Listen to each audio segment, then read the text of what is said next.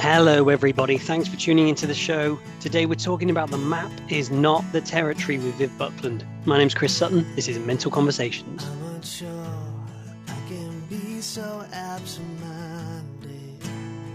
Boom. And we're live. So we're back in the Dale. I'm looking at the happy smiley face of Viv Buckland. Viv, welcome back. Nice to see you again, Chris. Yeah, it's nice to be here. I'm looking out at cars. You've got a beautiful view of trees. The And sun is stuff. shining on my tree, on my leafless trees. It's It's very nice, actually. Quite poetic. So we're on part 6 of this. Part 6 of our 6 or 7. 6 or 7 of the course that we're going to go through of the things that have changed me the most in my kind of mental health journey. And this one's quite close to my heart because I released episode 200 of the podcast a couple of weeks ago. In fact, a week ago. And I was talking to Nicholas Stewart, who was the first guest I ever had on that episode. And we were talking about all the different things that have that I've enjoyed talking about. And of course, you came up. I was talking about the conversations that we'd had, and then I was plugging what we're about to talk about as being one of the big things. So I was like, okay, I'm telling you my favorite subject, but we haven't done it yet. And the reason for this one is you taught me about this quite a while ago, but I've been doing a lot more. I've been doing a lot more kind of research on it because I'm going to be doing this NLP course that you're aware of. I don't know what you're talking about, Chris. Don't know what you're talking about. So what we're going to talk about today is some of the what's called presuppositions of neurolinguistic programming, but in particular, and starting with one called "The Map is Not the Territory." So, can you tell us a bit about what does that mean? The map is not the territory. I remember encountering it for the first time and asking exactly the same question. It was something along the lines of, I just don't get it. I don't get it. What are you talking about? And somebody said to me, oh, it's just like a beach ball.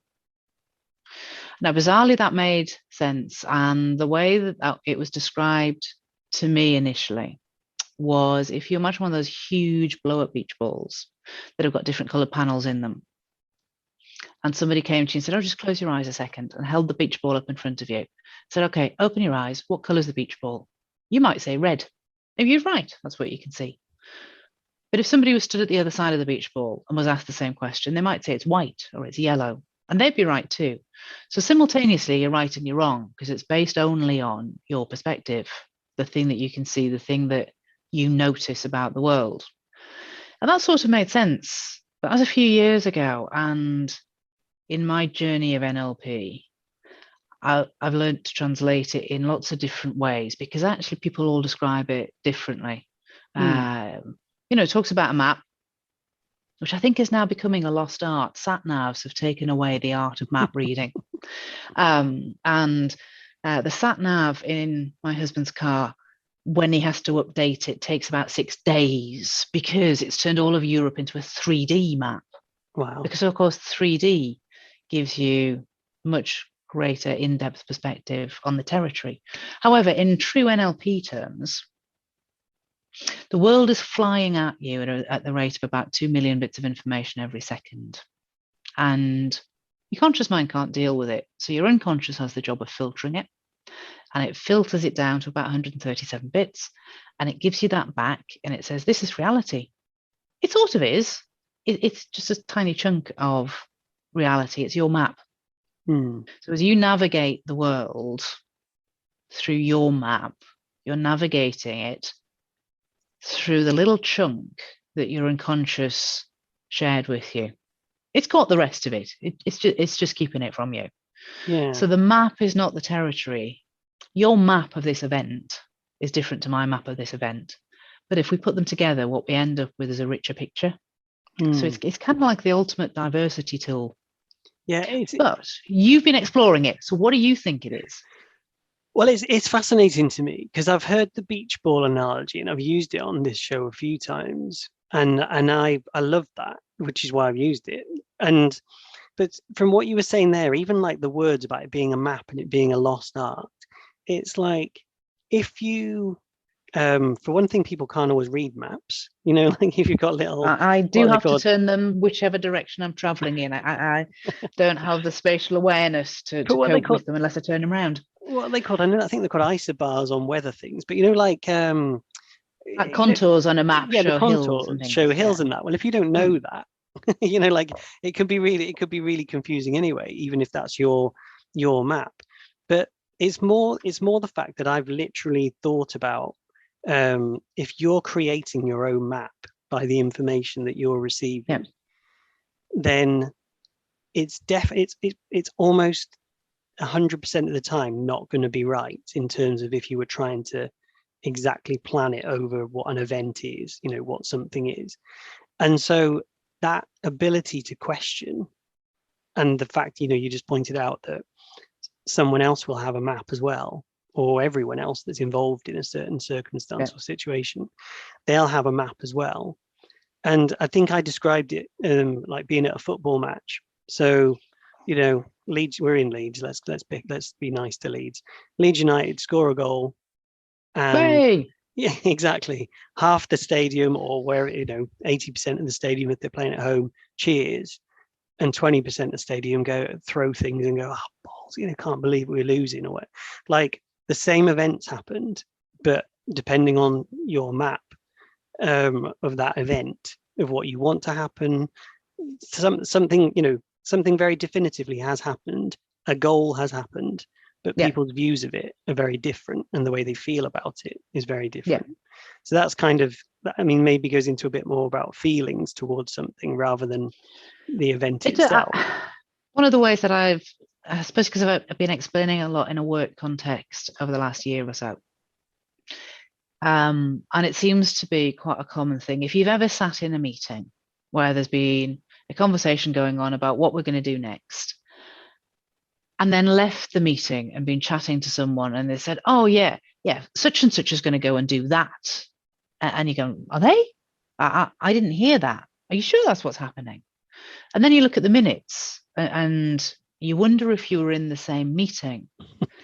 And it's a great example of how the map is not the territory. The thing that you heard and noticed was filtered through the things that you believe, for a start. So it gets distorted, stuff gets deleted, it gets a bit generalized to fit in with how you view the world. And you come away with your understanding based on that. But of course, we're all unique. So everybody else's understanding doesn't necessarily marry up with that. So sometimes we wander around believing that our version of the world is the truth. And our version of the world is, of course, only the little bit of distorted reality that we have. And we only get to really understand the world if I accept that your map is as valid as mine. Yeah. And that's sometimes where we fall out with each other. Not you and I personally, but no, that bit where your map is wrong. No. Your map is different. It isn't wrong. It's just different to mine. You know, there's another thing there, because that's like, so that can take you in that direction of conflict, and, you know, and having to resolve that. And that's really helpful if you can understand actually someone else's viewpoint is just as valuable. I've got another example I want to throw at you because this is quite funny, but also this is a really good example of the reason that I'm going to do this NLP course, because actually the way that we think and the way that that map is created around an event, like you say, it goes through your belief system, and it goes through the way that you process things. So I came home the other day, and my other half, Claire, she always goes for a walk. She always goes for a 15-minute walk before work. I had taken the kids to school, and I dropped them off at school. I'd come back, and usually I would open the back door, come into the house, and carry on with my day. The back door was locked. So I was like, what? I was like, Claire's been for a walk. I know she has, because she left at the same time as us. Yeah. But the back door's locked. So I was like, oh shit, she's had an accident. Something's happened here. I was like, we expected the worst. Oh, okay, yeah. Immediately, like instantaneously, I was like, something's happened here. I had my hand on the door handle, and I was thinking I should walk around the corner because I know which route she walks, does the same little loop every morning, Yeah. and I should go up there and just make sure things are okay, like, or see if I can find her. And I was like, well, maybe I should look in the house first. So I unlocked the door, opened the door, and immediately I can hear her on the phone at work upstairs. And when she came off the phone, I'm like, why'd you lock the back door? She went, did I? Like, she was like, I didn't even think about it. I used the front door, or I locked, whatever. I locked it, but I didn't even think about it. But the way I processed that event was so different to the way someone else would. Someone else's mind would have gone, oh, she's locked the back door. And opened the door. Whereas I went in this completely other direction, quite an unhelpful direction in terms of living with, in a heightened state of kind of unease. Yeah, if your unconscious just is in the habit of looking for the worst, then it'll look out for the worst thing, not because a locked door meant anything at all. No, and it's finding something that isn't there. And that's the map not being the territory. It's part of the shortcut. I mean, because the world happens at such an amazing rate of information every second. Your unconscious has to find a way to process that. It has to be able to deal with it. It has to create shortcuts, and because it creates shortcuts, because it generalizes things into patterns and it distorts things. That's your classic distortion. Door's locked, therefore something evil has happened.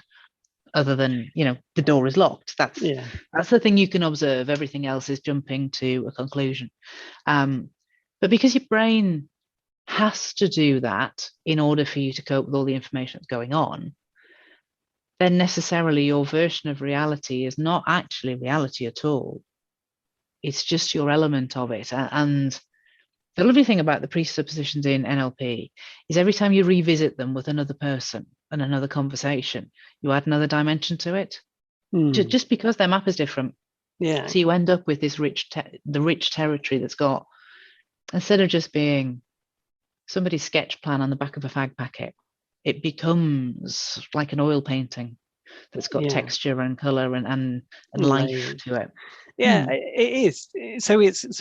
And this is why I wanted to talk about it, because I remember even from when you first introduced that phrase to me, I don't know, maybe 2 years ago or something. It's a great reminder, and it's a good, like I say, when that event actually happened, that's what came into my head. I was like, yeah, not everyone would think like this, and I've said this to a couple of people in recent podcasts, but with all of the things that I've done to help me and on my journey towards relieving anxiety, I still have, because that only happened last week, I still have these incredibly anxious moments. So I'm like, and I think that the exercise that I do really helps. I think that focusing on my sleep really helps, improving my diet really helps. But the thought process is still there. They still, I still live through those. It's almost not a thought process, though, is it? If you kind of really think about it, it's not even a thought process, because all that you've got is a reflex action. If you were tripping over, if you tripped up, you would unconsciously put out your arms because that's a reflex action that we have. And some habits, and your wish to be an expert at anxiety has been with you for a very long time. So you're really, really practiced at it. So when you're tired or not paying attention, you're going to default to that easy setting, that easy habit. And it's not easy to live with, but it's an easy habit to trigger. So in the absence of you stopping it, what you do is now you're finding that you notice it. Yeah. And you notice it hopefully without judging it. You just go, oh yeah, I just did that again. I wonder what else could be an option other than Claire's just been run over by a bus. That's not actually a thing. It's just that the door's locked. What else could I think instead? Yes. And try to train that instinct to go in a different direction, or at least It's hard to stop the habit. It's hard to stop the habit. The easiest thing to do, and the thing that I think people can do rather than stopping the habit, is notice when it happens. Just notice it. Just notice it. Okay. And notice it and realize there are other options. Yeah. Okay, I've had that thought. What else could I think? What can I think instead of that? What else might have happened? Yeah, I like that, because I think a lot of situations that people can find themselves in where you feel uncomfortable, it is quite often, it's quite often of your own making in terms of that. So we had a conversation last week or a couple of weeks ago, and I was saying, I felt quite, coming back after Christmas, I felt quite overwhelmed on the first day back to work. It didn't make any sense. Like I was kind of like, I noticed it, but I didn't actually think, how else could I be like viewing this? And I remember, and again, I said this to you, but for the sake of the listeners, I remember one of the first meetings back it was a meeting you were actually in. So it was like a leadership team meeting, and I was breathing really kind of like high up in my chest. I was really not hyperventilating, but really kind of nervous. The butterflies were absolutely flying around like crazy. Everyone joined the call, and within 2 minutes, I was regaling a story about something funny that had happened over Christmas, and I was completely at ease, and everything was fine. And I was like, "Whoa, what was all that about? What was all that about?" So like the hour leading up to it or whatever. So it is about that questioning, that ability to question is really, really key. In that. The other thing, so I wanted to pick on a few of these. I've called the episode "The Map Is Not the Territory," but there's some other presuppositions that I think are really interesting. And one of them is the meaning of all behavior is dependent upon the context it appears in. And I know you've got some good examples of this. So could you talk to us a bit about that?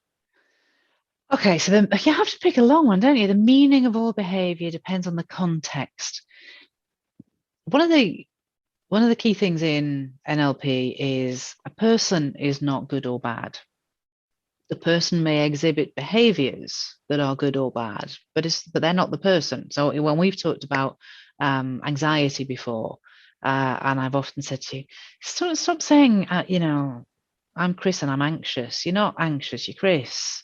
It's just you're very good at anxiety. You've practiced it ever such a lot. You're an expert. So it's separating that behavior that you have from the person that you are. And it's not judging the behavior as being something that is bad, because is it always bad to be anxious? Well, no.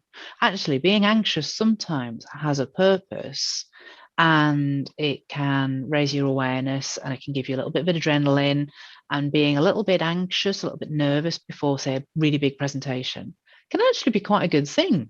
It can help you to get prepared and to be ready for it.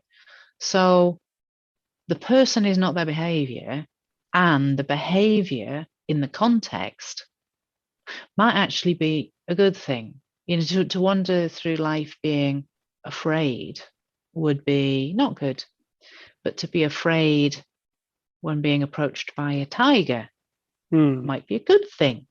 Yeah. So it's not that the behavior in itself is bad or indeed good. It's just contextual. It depends where it appears. Yeah. And that the behavior and the person are not the same thing. That's it. And I think the example I'd heard was about the little girl who was really, really stubborn, and her parents thinking, oh, she's a nightmare. But actually thinking, well, when she grows up, the fact that she's got that streak could serve her stand her in really good stead. And that made me I think that's probably the story about my child. Yeah. Oh, there you go. It was very like that. Yeah. And then stubborn, and as a parent, it's taxing and it's trying. It's a bit like describing our puppy at the moment. It's taxing and it's trying, and that behavior at the time when it matters most will stop them being subsumed into something they shouldn't be in. or will stop somebody else having that control and power over them, because actually that skill is a great skill. Yeah. The behavior is just about where it appears. They aren't good or bad, they're just different. But Are they appearing in the right context? But I like would say that I don't think many people have that awareness or would think about that. They would see someone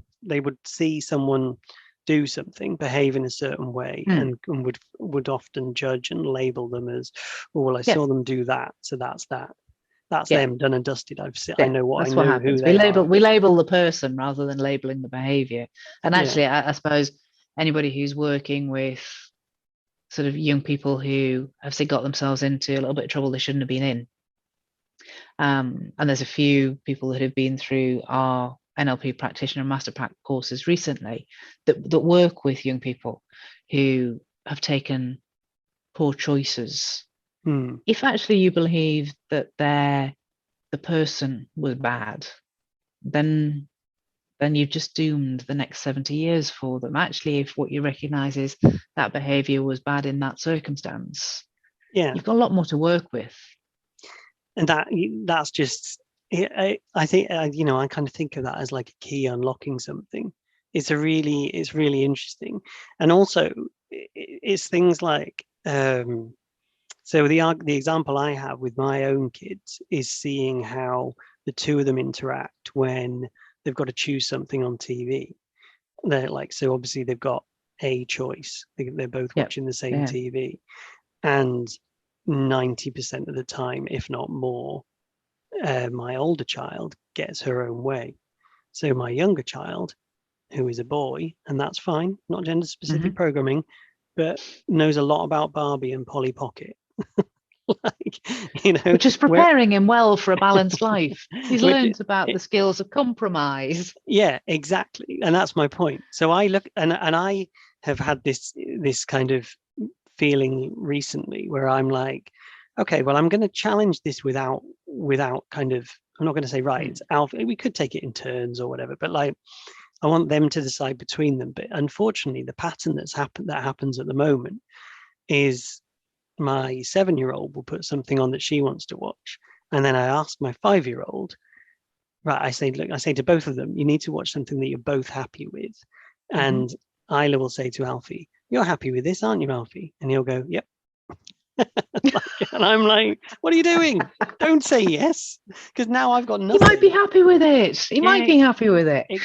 And he might be, except when it's just me and him. He's like, can we watch Ninjago? Like, can we watch Lego? He wants to watch Lego, or he wants to watch Spider-Man. So I know that if it was just him, so it's that, but that dynamic, this was the point anyway, is that dynamic is potentially doesn't serve my older child very well, in that when she doesn't get her own way, she's not as used to handling that because she's used to getting her own way, and he is in a position where actually he's got used to not always getting his own way, so will handle that situation better throughout life.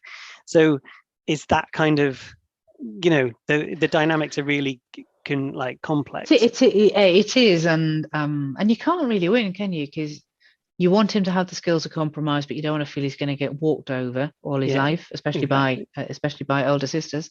And actually, it's great that she gets her own way, because you can learn lots of more skills about how to get your own way. Actually, then you have to learn the skills of, and when I don't, how do I feel about that? Yeah, there's so many things to learn in life, though, aren't there? Exactly. So everything's a lesson, I suppose. It's kind of, it's part of it. Right, I want to flick onto another one. There's two that I really want to cover, actually. There is no failure, only feedback. Which is exactly the one that popped into my head when we were just talking about the kids. Excellent. Because on the day when your 7-year-old doesn't get her own way, if she's learnt the lesson of there is no failure, only feedback, instead of having a tantrum about not getting her own way, she'll go, okay, that didn't work. What else can I try that will work then? Because it's sort of the classic example is Thomas Edison and the light bulb. It took him 10,000 attempts, but at no point did he ever consider he'd failed. Yeah. At every step, he felt that what had happened was he'd learnt something new. It might have been something new about what didn't work, but it didn't lead him to want to give up. He didn't consider that it was a wasted experiment or wasted time. It's just that he'd learned something else. But it's a key. It's a funny one, that one. It's a key lesson though, because how many things in life do we try and we just get right first time? You know, how many things do we do and we're just like, maybe you do more than I do. I'm brilliant at that, because I don't, not very many from my perspective. Like you, and certainly not that you don't get better at, you know, through.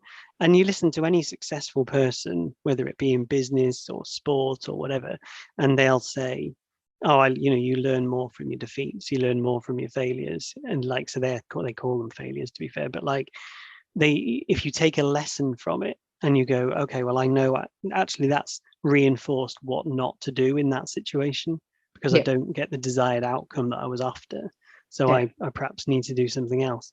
And I think Richard Branson's one of those kind of people where he talks about the different things that he tried, or the different parts of the company that ended up going bust, or and then but trying lots of different things. Eventually you go, okay, well, I've learned not to do that this time.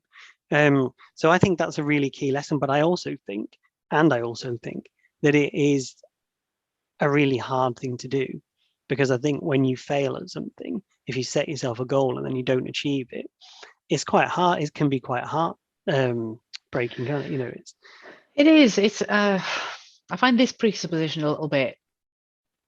I haven't finished its journey with me yet. Maybe that's a strange way to put it. Obviously I train NLP now, but when I first encountered this, I threw it out the room, probably opened the window and slung it with a slingshot somewhere, because I just completely rejected it. And well, of course there's failure. It is possible to fail. This is just ridiculous. No, I don't accept this. And because I had them offered to me by somebody who did something fantastic and said, I put these on the table. You can pick them up or leave them there. It's up to you. Because we weren't learning NLP as such. We were learning something else. And I said, well, I can't be doing with that one. No, don't accept that there is no failure, only feedback. Of course there's failure. You can have a project plan. You can fail to deliver. There is failure. Failure is not an option. And I think part of it was because I have a thing that goes, failure is not an option. If I've decided something is happening or has to happen, or it's important, then I don't accept the concept of failure. But I think that's also the point, and it feeds into one of the other presuppositions of NLP, which is about the flexibility of behavior.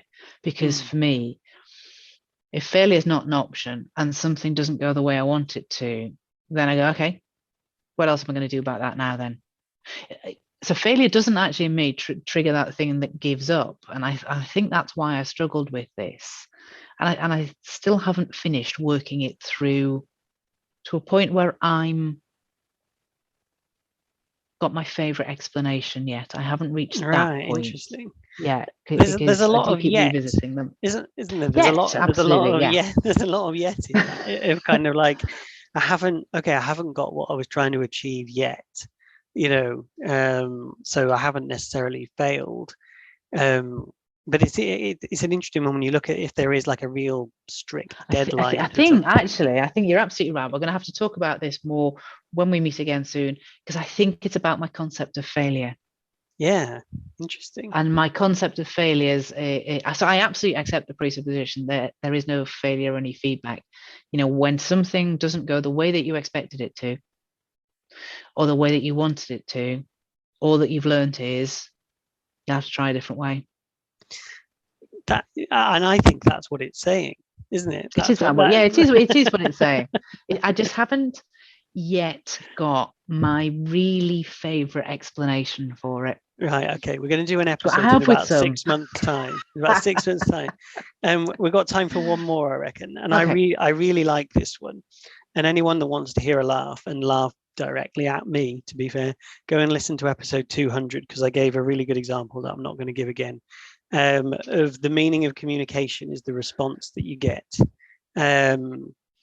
So tell me about that one. I really like this one. I like. Yes, I join you. I like this one. I like this one because I have an evil and wicked sense of humor, and I love doing this one with marketing and HR, comms people, because I've never known another group of people who've been so ready to reject. Oh, really? The presupposition of the meaning of communication is the response you get.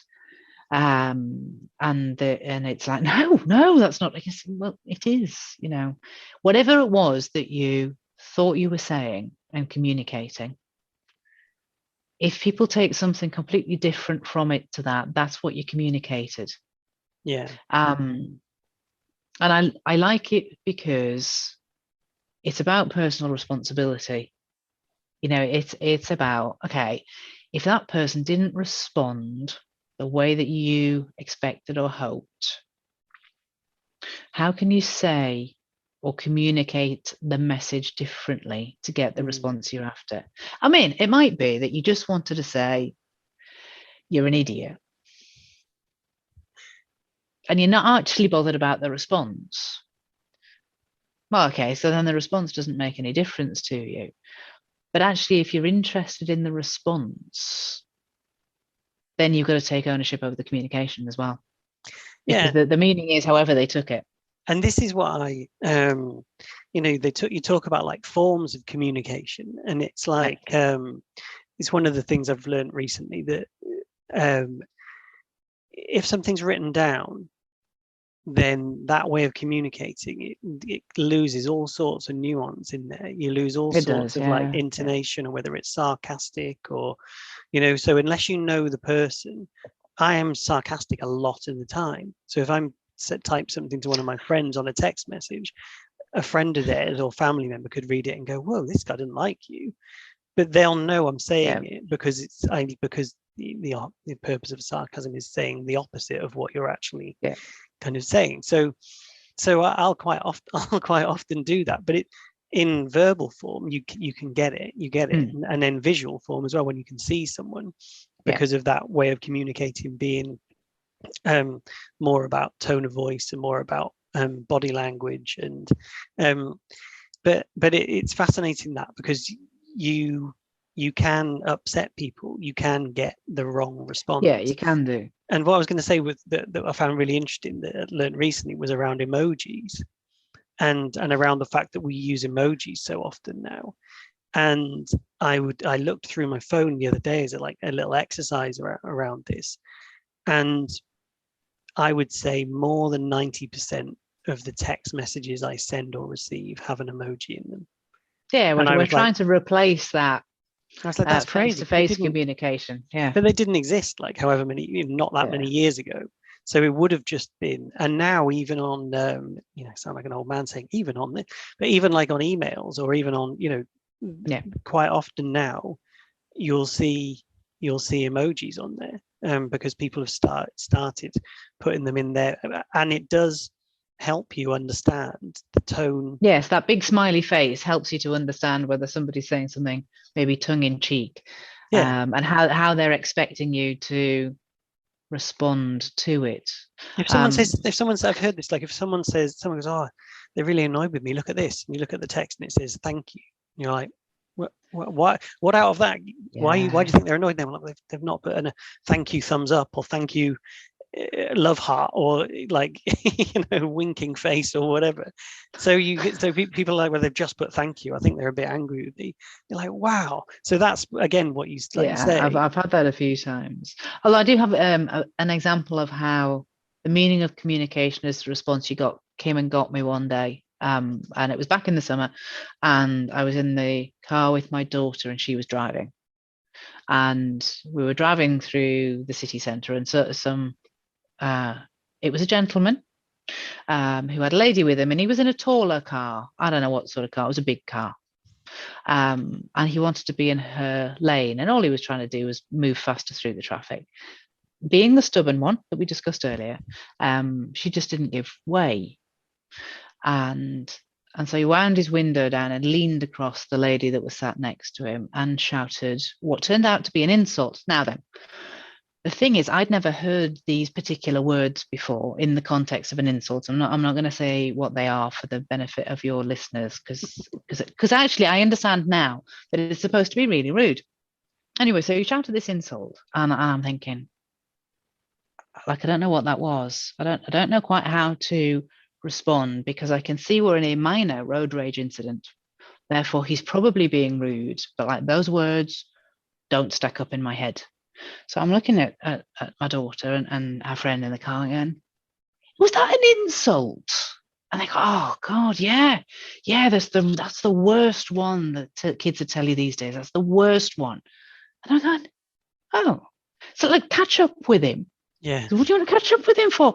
And I said, well, I feel a bit cheated. Now that I've understood he intended to insult me, I'd really like him to give it another go, because I feel like I've let him down somehow.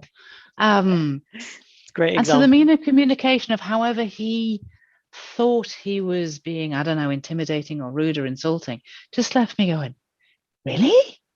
How's that an insult then? Fabulous. That's fabulous. So, yeah. Well, look, it's a good way to finish it. We've run out of time, but there's a lot there. You know, people might want to listen to that one a couple of times to get your head around some of the stuff we've said there. But it does. We might have to do it again and find the conversations entirely different next time. Yeah, maybe we do. Yeah, but I think that it's really interesting to challenge your thinking or your instincts or what's flying into your brain that you're not even choosing to think. And like we've just said, is there another way of looking at this? Because I think that is a really good way of being a little bit more at peace in the world. But look, thank you, Viv, for coming back on. No, thanks, Chris. And thank you guys out there for listening. Another episode will be winging its way to you soon. Thanks, everyone.